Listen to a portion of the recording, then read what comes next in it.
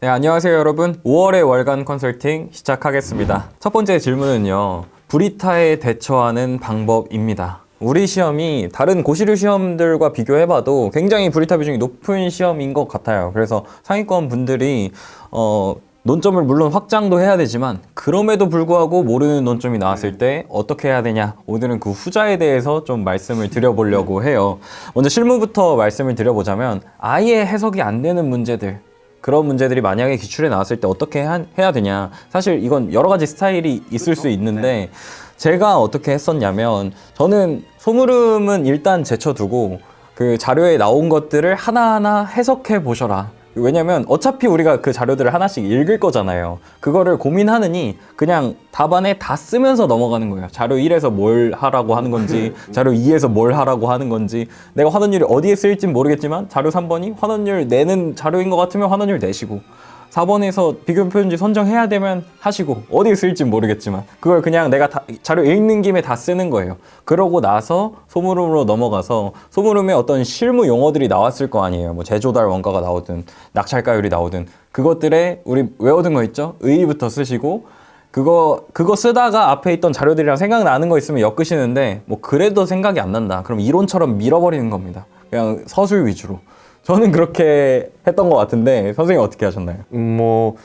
저는 그 소물음과 무관하게 이거는 좀 그렇고요. 어쨌든 묻는 거에 대해서는 좀 답을 해야 된다라고 생각을 합니다. 그래서 뭐 어차피 일단 그 브리타를 대처함에 있어서 제일 먼저 공통적으로 좀 가지셔야 되는 마음가짐은, 이거다, 이 문제다, 드디어 이제 다른 사람들도 못 푸는 문제이기 때문에 얘는 내가 잘 푼다가 아니라 좀 적당히 치고 넘어가야겠다라는 생각을 우선 가져주셔야 될 것 같아요. 다음 두 번째로는 묻는 물음에 맞춰서 우선 답안을 작성하자라는 거고요. 그 다음 세 번째로는, 저는 실무 문제를 풀 때, 물론 저 때 시험도 전 굉장히 어려웠었는데 좀 그냥 일반 평가를 하는 경우와 공적 평가를 하는 경우를 나눠서 이렇게 작성을 했거든요. 그래서 이미 이런 브리타 같은 경우는 맞출 확률도 사실 절반이거나 절반이 안 될 가능성이 높아요. 절반 안 돼요. 찍어야 돼요. 네. 연필을 돌리든가 해서 찍어야 되는데, 그러면 일단 이 답을 맞추고 말고를 떠나서 이런 문제에서 답이 갈린다면 제일 보고 싶은 거는 이 사람이 아무래도 왜 이렇게 판단을 했는지 그 판단 근거를 조금 보고 싶어 할 거다라고 생각을 해요. 그래서 저는 묻는 물음에는 맞추되, 만약에 그냥 일반 평가다라고 하면은 이론에서 여러분들이 앞으로 배우셨거나 배우시게 될 내용들을 가지고 좀 서술을 하시는 거. 예를 들어 환원율 산정 방법을 물어봤어요. 근데 도저히 자료가 뭔지 모르겠어요. 그러면 이론서에 있는 환원율 산정 방법이라도 언급을 하시고, 그 다음에 문제에서 어쨌든 시장 상황이나 이런 게 실무다 보니까 제시가 됐을 거란 말이에요. 그래서 그게 좀 이렇게 엮는 식으로 해주시면 될 것 같고, 법규 같은 경우도 뭐 규정이나 판례 쓰면서 난 이렇게 판단했다라고 하는 거 정도면 맞추지 못하더라도 충분히 방어할 수 있는 문제가 되지 않을까 싶습니다. 맞아요. 제가 자꾸 자료 보면서 자꾸 쓰라고 얘기하는 게 뭐냐면, 정답을 못 찾았다고 계속 이렇게 어리둥절하고 계신 분들이 많거든요. 그럴 바에는 그냥 내가 생각한 고민 과정을 그냥 다 써주시는 게 어떻게든 득점을 하는데 도움이 됩니다. 생각보다 어려울수록 형식이 그렇게 중요하지 않은 것 같아요. 합격자들 답안 표본을 보면은 뭐라도 쓴 사람이 점수를 받는 형국이 되거든요, 나중에 그런 문제들은. 그래서 꼭 고민 과정 없이 바로바로 쓰면서 되는 대로 푸시는 걸 좀 강조 드리려고 이렇게 얘기를 했던 거고요. 저는 이론으로 넘어가자면, 이 암기성 브리타랑 암기성이 아닌 브리타를 나눠서 얘기해야 된다고 생각해요. 특히 실무 기준에서 나온 암기성 브리타는 모르면 사실 거기에 시간을 투입하는 게 크게 의미는 없습니다. 어차피 정답이 정해져 있고 이거 아니면 아닌 거기 때문에 거기에는 그냥 뻔한 얘기 대충 치고 넘어가시는 걸 좀 추천을 드리고, 암기성이 아닌 브리타는 뭐 대부분 사례형이거나 뭐 해석이 잘 안 되는 그런 긴 문제들 있잖아요. 이런 것들은 읽었을 때 내가 무슨 말인지 모르겠으면 이걸 써먹을 만한 사실관계에 그냥 동그라미만 치고 넘어갔다가 소물음에 집중해서, 소물음에 나온 그 선생님 체계도 있잖아요. 물음 끝 서술어에 맞춘 체계도 틀을 잡고 그 체계도대로 형식을 쓰는데 앞에 써놓은 그 동그라미 친 부분을 엮어서 어떻게든 읽었다는 느낌을 주는 겁니다. 저도 33회 시험에서 3번이 해석이 안 됐는데 그냥 물어보는 형식에 맞춰서 목차 짜고 거기 안에 위에 있는 이론 단어들 어떻게든 엮어서 그냥 읽었다는 느낌을 냈더니 득점률이 괜찮았거든요. 네. 이런 방법 좀 추천드리고 싶습니다. 선생님, 이론에서는 어떻게 해야 될까요? 저도 똑같이 생각을 합니다. 이제 어차피 다 못 푸는 문제들은 결과론적으로 까놓고 보면 점수 차이가 그렇게 크지는 않아요. 근데 뭐 작년 시험에서도 나왔듯이 택지비 이런 문제가 나왔었죠. 근데 거기서도 결국은 점수 차이가 난 게 뭐냐면 택지라는 그 특성을 반영을 해줬냐. 그러니까 아파트 부지라는 점과 주거용이라는 점을 반영한 사람이면 점수대가 굉장히 높게 나왔고요.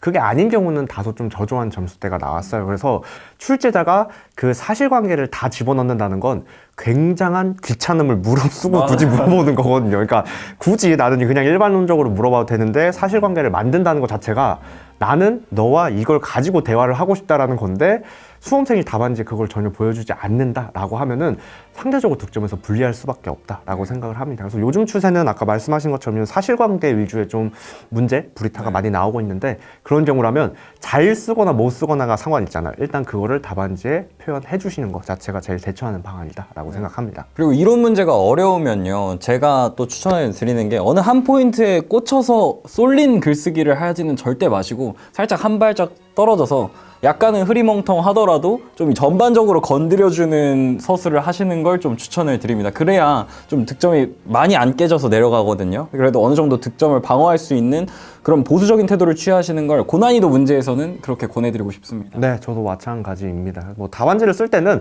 자기가 쓴 답안지는 이제 내 자식 같아서 다 이뻐 보여요. 근데 이제 다른 사람 눈으로 보면 사실 그렇지 않거든요. 그렇지 않아요. 그러니까는 너무 한 곳에만 내 관점에만 치중하시는 것보다는 다양한 관점 써주시는 게 훨씬 좋습니다. 네, 법규로 넘어가 볼게요. 법규에서 브리타라는 건 아무래도 논점을 아예 못 찾았을 때인 것 같아요. 그래서 개괄적인 방법론은 시리법 다 똑같은데 일단 보이는 것부터 할 수 있는 것부터 바로바로 답안지에 현출하자라는 게 제 전략입니다. 그래서 사례에서 쟁점을 못 찾겠으면 소물음에 나온 법규 단어들의 의의나 법적 성질, 그 외에 외워놨던 기본 내용부터 쓰면서 고민을 하는 거예요. 그리고 마지막 끝 서술어 잘 보시고 본안 요건인지 소속 요건인지 잘 일단 그거부터 확정은 하셔야 되고, 그리고 참고 조문이 있으면 진짜 다행인 거예요. 왜냐면 그 소물음에 쓰이는 참고 조문 나머지 것들을 다 소거하면 나올 거 아니에요. 그것부터 일단 목차를 아예 잡아버리세요. 참고 조문 무슨 법 몇 조 몇 항 검토 이렇게 쓰신 다음에 참고 조문 그냥 러프하게 요약해 주시고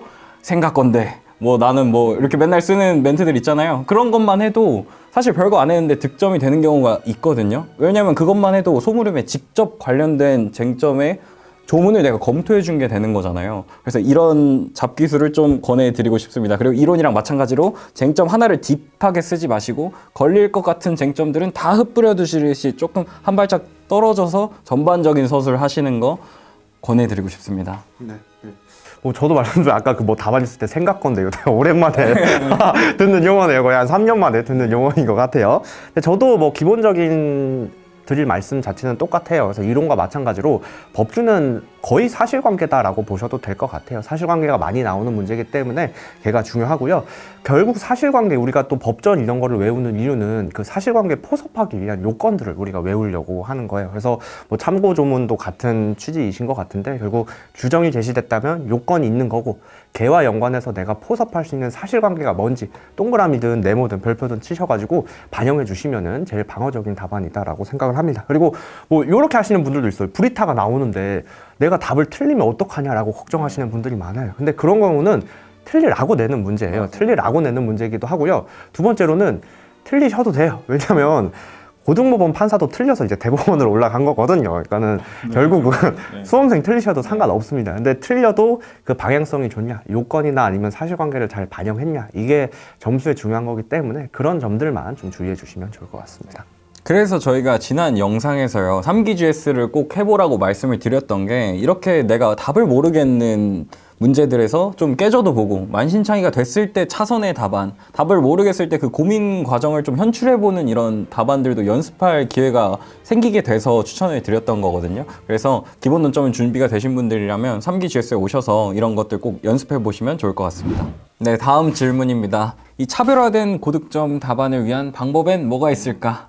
실무부터 말씀을 드려보자면 저는 보고서처럼 쓰는 거 인 것 같아요. 상위권 수험생들의 답안을 여러 개 봤을 때 뭐 계산을 더 많이 맞추는 건 이건 지금 와서 할 수 있는 게 아니잖아요. 그래서 내가 당연하게 생각했던 개념들의 의의를 괜히 한번 적어주기도 하고, 그리고 판단 근거를 좀 더 자세하게 적어주는 거. 왜냐면 실제 감정서를 보면 우리가 당연하게 생각해서 안 썼던 것들이 은근히 많이 써 있거든요. 그래서 만약에 뭐 답을 다 푸는데도 시간이 촉박하면 그러면 안 되지만, 조금 널널해서 시간 조정이 가능할 때는 그런 것들도 좀 써주면서 넘어가는 게 좀 차별화된 고득점 답안을 만들 수 있는 방법이라고 생각합니다. 어떻게 생각하시나요? 저도 똑같이 생각을 합니다. 근데 아까 말씀해 주신 것 중에서 제일 이제 공감 가는 부분은 뭐냐면 판단 이제 근거를 서술해 줘야 된다라는 거예요. 결국 평가사한테 이걸 물어보는 이유는 내가 잘 모르니까, 얘네 두 개 중에서 뭘로 가는 게 맞을지 잘 모르기 때문에 이제 물어보는 거거든요. 그리고 마찬가지로 실무 시험에서도 물어보고 있는 게 여러 개 표준지 주고 골라봐라, 아니면 거래 사례 주고 골라봐라 하는 게 결국 너는 어떤 게 맞다라고 생각하니 그 판단 기준을 물어보는 거다라고 생각을 해요. 그러니까 단순히 표준지 B 뭐 이렇게 뗄랑 적고 넘어가게 되면 이게 시험이 그 러시안 룰렛이 아니잖아요. 이게 그냥 돌려가지고 맞추면 붙고 이런 시험이 아니라 결국은 너가 어떤 판단 그 과정, 뭐 판단 논리를 거쳐가지고 이거를 결정했니? 라는 걸 물어보는 거기 때문에 그게 제일 중요하다라고 생각을 합니다. 그래서 저도 시험 볼 때 마찬가지로 이렇게 했었어요. 왜 이 표준지를 골랐는지, 아니면 뭐 보상이 있어서도 용도 지역을 배제했다면 뭐 시행규칙 23조 근거해서 배제했다, 이런 거 하나하나 다 언급하려고 했거든요. 그래서 그런 부분들은 숙지만 해 두시면 다 챙겨갈 수 있는 논점이고, 이게 뭐 실수 이런 것들과 무관하게 가져갈 수 있는 거기 때문에 꼭 정리해 두셨으면 좋겠습니다.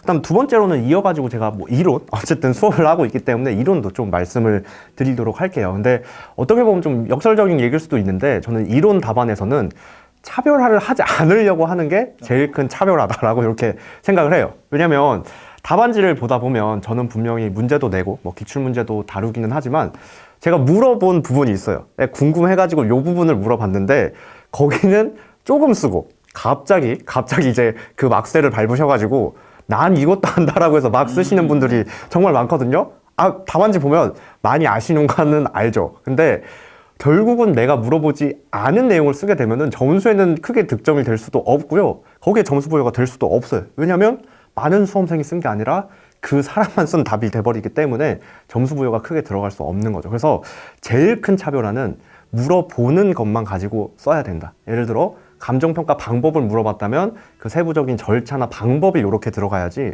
장단점?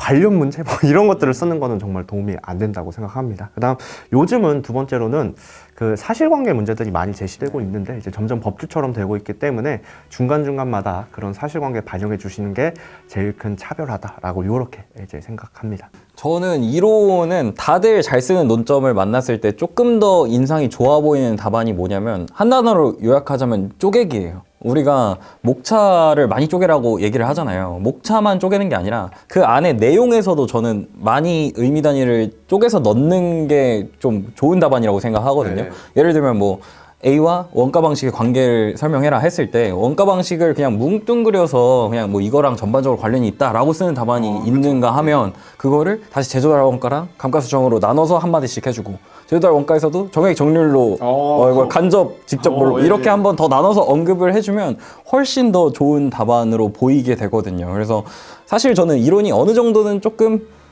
말장난이 있는 과목이라고 생각하거든요. 네. 그래서 똑같이 뻔한 얘기를 쓴다면 뭐라도 구체적으로 써준 답안이 좀 더 좋아 보입니다. 왜냐면 수험생들이 아는 게 사실은 다 거기서 거기가 돼요. 뭐 현업에 있었던 분들이 아니면. 그래서 우리가 뭐 깊이로 승부하고 아까 막 내가 모르는 거 더 뽐내듯이 하려고 하기보다는 거기서 더 내용을 세분화해서 한마디씩 언급해주는 게 좀 더 촘촘한 답안이 될 수 있는 것 같아요. 네, 저도 뭐 마찬가지로 생각합니다. 사실 이론에서 물어보는 것들요, 현업에서 안 써요. 안 씁니다. 그래서 큰 의미는 없는 것 같고, 그다음 두 번째로는 뭐 아까처럼 원가법인 경우는 나눈다라고 말씀을 하셨는데 그게 딱 괜찮은 답안이에요. 그러니까 답안지만 보고도 오히려 문제가 뭐가 나왔는지 추론할 수 있는 답안, 그게 정말 좋다고 생각하거든요. 제조달 감가수정을 나눴다면 아마도 원가법에 대해서 물어봤을 거다라고 우리가 역으로 추정할 수 있는 거기 때문에 이렇게 조금 형식적으로 물어보는 거 나누는 부분들이 굉장히 좋다라고 생각합니다. 제가 이렇게 쓰라고 하면 이론 논문이 사실은 소문 논문을 쓰는 건데 이렇게 기계적이고 무미건조한 글쓰기가 무슨 이론이냐 이렇게 반문하시는 분들이 있어요. 저도 이렇게 공부를 하려고 했을 때 약간 심리적 저항이 있었거든요. 근데 진짜 논문은 우리가 합격하고 쓰는 걸로 하고 일단 수험을 위한, 왜냐면 많은 답안을 채점하다 보면 결국엔 이런 답안의 점수가 가게 돼 있거든요. 그러니까 이번 수험 이론은 이런 식으로 공략해 보시는 걸 저는 권해드리고 싶습니다. 맞습니다. 그러니까 그 창의력이라는 게 사실 그 모난 돌이 정맞는다고 이게 책이 없는데 뭐야? 라고 하는 순간 이미 거부감을 가지고 이제 읽기 시작합니다. 그래서 우리는 어쨌든 시험 목적상이니까 이게 안 튀는 답안이 제일 좋아요. 그냥 적당히 하고 점수 받아가는 게 좋기 때문에 이렇게 생각해 주시는 게 가장 안전할 것 같습니다. 법규는 어떻게 생각하시나요? 저는 법규는 딱 두 가지인 것 같은데요. 첫 번째로는 법규는 진짜 그 사안포섭이 가장 꽂힌 과목이다라고 생각을 해요. 그래서 사안포섭 정말 열심히 하려고 했고, 두 번째로는 이제 실력이 어느 정도 좀 쌓이시다 보면 법규는 이론과 다르게 논점이 참 좀 명확하게 되어 있어요. 이론은 답안지가 틀 수 있는데 법규는 어떤 논점이 딱 정해져 있으면 그에 맞는 목차들이 있단 말이에요. 그럼 그 정해진 목차 안에서 목차 조절, 배점에 맞게 아니면 사실관계에 맞게 이렇게 조절하는 게 되게 그 차별화하는 답안이다라고 생각을 합니다. 뭐 예를 들어서 하자치유가 이렇게 오랜만에 쓰는 용어긴 한데,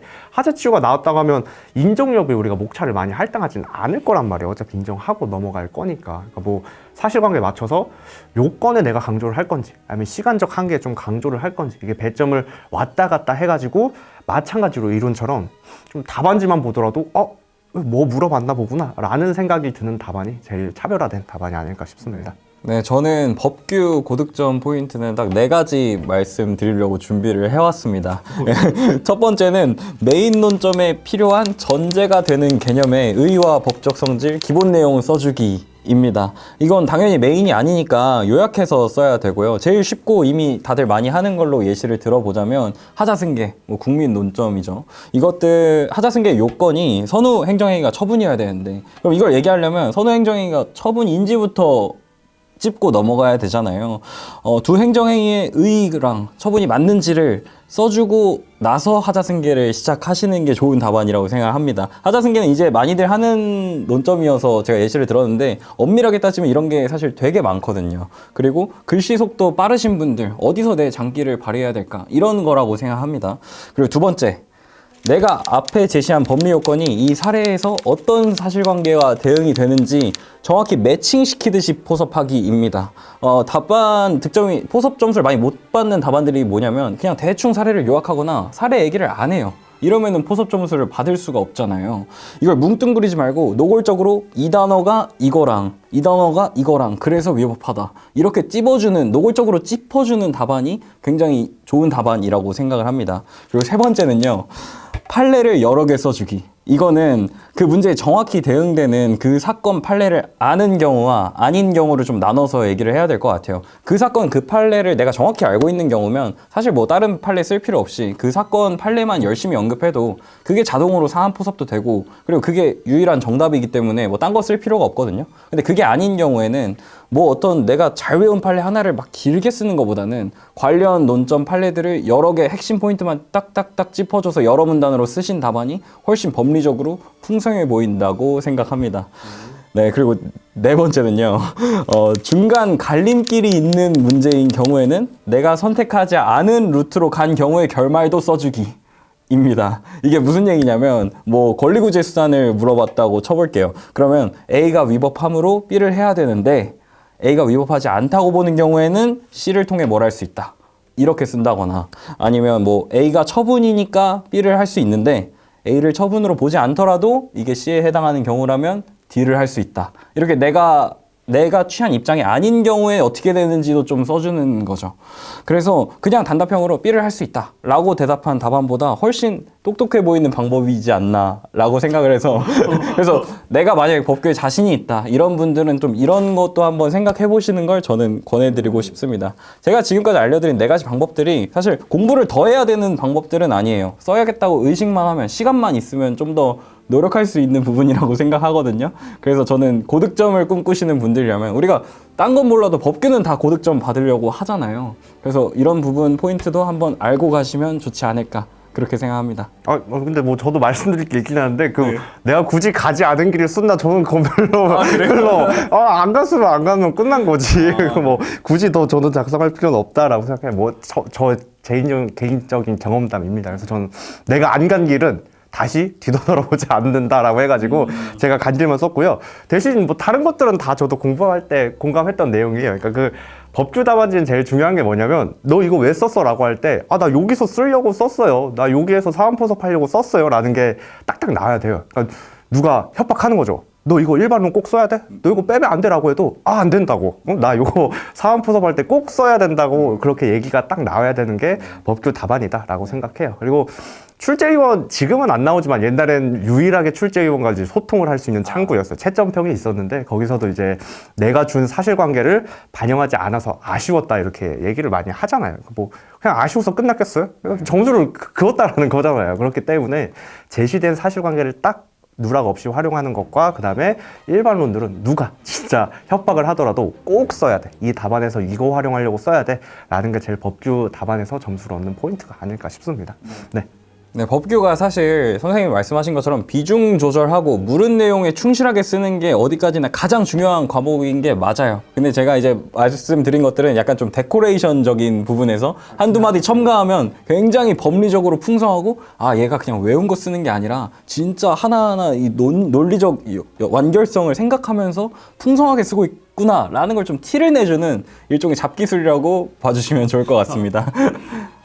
네, 마지막 질문입니다. 5월 달에는 뭘 해야 될까? 어떻게 생각하시나요?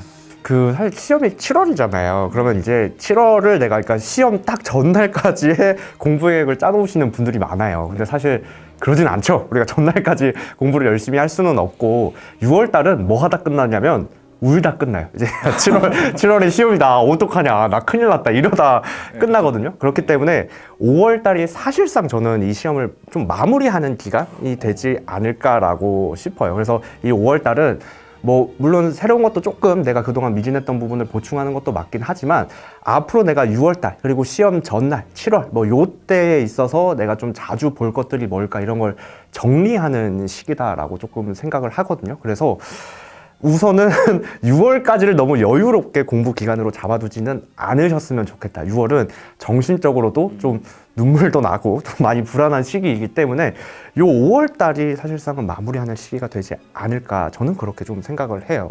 어떻게 생각하세요? 저도 24년 데뷔하시는 분들한테는 4월부터 7월까지 하는 공부는 바꾸는 거 아니라고 생각합니다. 하던 거 꾸준히 하시는 게 좋고요. 그리고 하나 좀 시즌을 따로 잡는다면 지금까지 좀 GS에 나온 거 유명한 거 위주로 계속 하라고 해왔잖아요. 그래서 시험 직전에 이렇게 폼이 딱 서 있을 때 브리타만 잡는 식이 한 2, 3주 정도 갖는 거 저는 되게 좋다고 생각하거든요. 그게 또 시험 직전에 브리타 보고 있기에는 뭔가 좀 또 불안해요. 그러니까 한 5월 말 정도? 그럴 때 이제 진짜 안 나온다고 X 쳐놨던 게 나오는 게 우리 시험이거든요.